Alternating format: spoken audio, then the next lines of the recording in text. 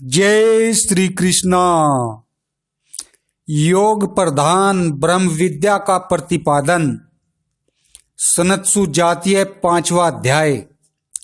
सनत्सु जात जी कहते हैं, राजन, शोक, क्रोध, लोभ, काम, मान, अत्यंत निद्रा, ईर्ष्या, मोह, तृष्णा, कायरता, गुणों में दोष देखना और निंदा करना, ये 12 मान दोष मनुष्यों के प्राण नाशक है।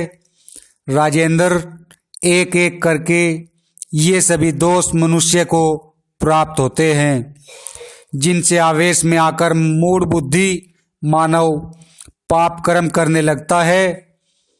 लोलुप, क्रूर, कठोर भाषी, कृपण, मन ही मन क्रोध करने वाले और अधिक आत्म प्रशंसा करने वाले, ये 6 प्रकार के मनुष्य निश्चय ही क्रूर कर्म करने वाले होते हैं। ये धन पाकर भी अच्छा बर्ताव नहीं करते, संभोग में मन लगाने वाले, विषमता रखने वाले, अत्यंत अभिमानी, थोड़ा देकर बहुत डींग हाँकने वाले, कृपण, दुर्बल होकर भी अपनी बहुत बड़ाई करने वाले और स्त्रियों से सदा द्वेष रखने वाले, ये 7 प्रकार के मनुष्य ही पापी और क्रूर कहे गए हैं। धर्म, सत्य, तप, इंद्रिय संयम, डाह न करना, लज्जा, सहनशीलता, किसी के दोष न देखना, दान, शास्त्र ज्ञान, धैर्य और क्षमा, ये ब्राह्मण के 12 मान व्रत है। जो इन 12 व्रतों से कभी च्युत नहीं होता, वह संपूर्ण पृथ्वी पर शासन कर सकता है। इनमें से 3, 2 या 1 गुण से भी जो युक्त है, उसका अपना कुछ भी नहीं होता, ऐसा समझना चाहिए। अर्थात उसकी किसी भी वस्तु में ममता नहीं होती। इंद्रिय निग्रह, त्याग और अप्रमाद, इनमें अमृत की स्थिति है। ब्रह्मा ही जिनका प्रधान लक्ष्य है, उन बुद्धिमान ब्राह्मणों के ये ही मुख्य साधन है। सच्ची हो या झूठी, दूसरों की निंदा करना ब्राह्मणों को शोभा नहीं देता। जो लोग दूसरों की निंदा करते हैं, वे अवश्य ही नरक में पड़ते हैं। मद के 18 दोष है, जो पहले सूचित करके भी स्पष्ट रूप से नहीं बताए गए थे। लोक विरोधी कार्य करना, शास्त्र के प्रतिकूल आचरण करना, गुणियों पर दोषारोपण, असत्य भाषण, काम क्रोध, पराधीनता, दूसरों के दोष बताना, चुगली करना, धन का दुरुपयोग करना, कलह, डाह, प्राणियों को कष्ट पहुंचाना, ईर्ष्या, हर्ष, बहुत बकवाद, विवेक शून्यता तथा गुणों में दोष देखने का स्वभाव। इसलिए विद्वान पुरुष को मद के वशीभूत नहीं होना चाहिए, क्योंकि सत्पुरुषों ने इसकी सदा ही निंदा की है। सौहार्द, मित्रता के 6 गुण है, जो अवश्य ही जानने योग्य है। सुहृद का प्रिय होने पर हर्षित होना और अप्रिय होने पर मन में कष्ट का अनुभव करना, ये 2 गुण है।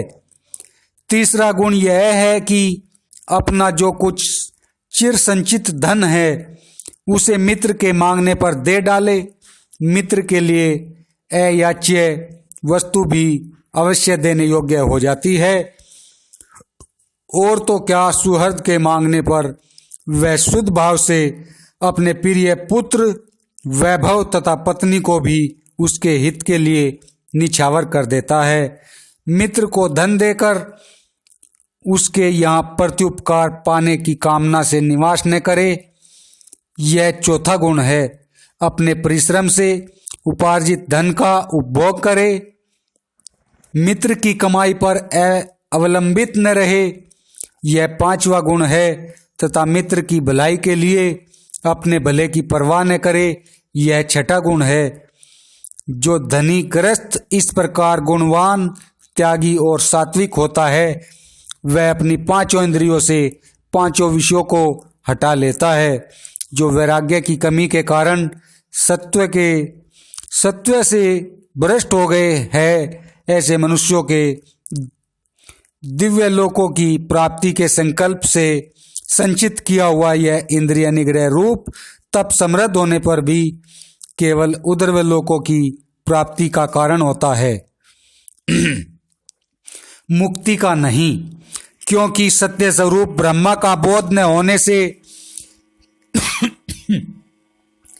ही इन सकाम यज्ञों की वृद्धि होती है। किसी का यज्ञ मन से, किसी का वाणी से, किसी का क्रिया के द्वारा संपन्न होता है। संकल्प सिद्ध अर्थात सकाम पुरुष से संकल्प रहित यानी निष्काम पुरुष की स्थिति ऊंची होती है, किंतु ब्रह्मवेता की स्थिति उससे भी विशिष्ट है। इसके सिवा एक बात और बताता हूँ, सुनो। यह महत्वपूर्ण शास्त्र परम यश रूप परमात्मा की प्राप्ति कराने वाला है। इसे शिष्यों को अवश्य पढ़ाना चाहिए। परमात्मा से भिन्न यह सारा दृश्य परपंच वाणी का विकार मात्र है, ऐसा विद्वान लोग कहते हैं।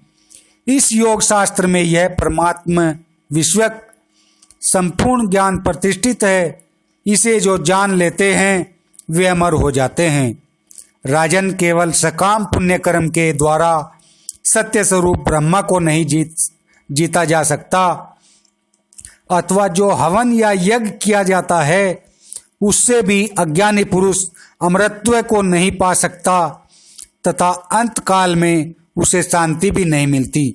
सब प्रकार की चेष्टा से रहित होकर एकांत में उपासना करे, मन से भी कोई चेष्टा न होने दे तथा स्तुति से प्रेम और निंदा से क्रोध न करे। राजन, उपयुक्त साधन करने से मनुष्य यहाँ ही ब्रह्मा का साक्षात्कार करके उसमें स्थित हो जाता है। विद्वान, वेदों में क्रम से विचार करके जो मैंने जाना है वही तुम्हें बता रहा हूँ। जय श्री कृष्ण।